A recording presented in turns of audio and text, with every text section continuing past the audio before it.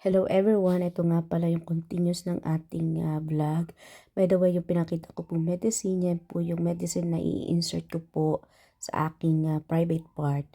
By the way, itong pinapakita ko naman sa inyo, ito yung mga ilang gamit ko na kakailanganin during my medication. Dahil yung biyanan ko po, yung nagbabantay sa aking mga anak, ayoko po makaistorbo sa kanya. And si Lane po ay tumawag na rin sa akin at malilate siya ng uwi ngayon kasi manggagaling pa po siya sa Limberok. So mahabang biyahe po talaga yon. But anyways, after an hour, mabilis lang po ito naging epekto sa akin. Yung gamot po ay umepekto na po sa akin at sobrang severe pain na po siya talaga as in.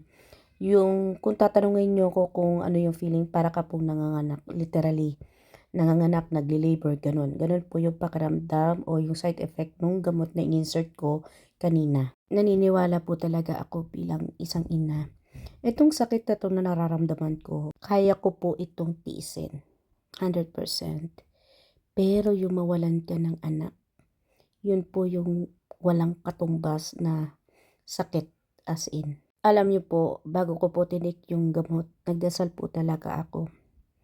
Kasi parang nandun yung guilt, yung galit, na alam niyo po, parang sinisisi ko yung sarili ko, ganun. Bakit nangyari to? Bakit nawala siya ng maaga? Walang may gusto, pero bilang isang ina talaga, hindi po yun mawawala. But anyways, sa mga oras na yan, napayak na lang po talaga ako. Hindi dahil sa sakit na nararamdaman ko, kundi sakit bilang isang ina na nag-aalala at natatakot sa pwedeng mangyari.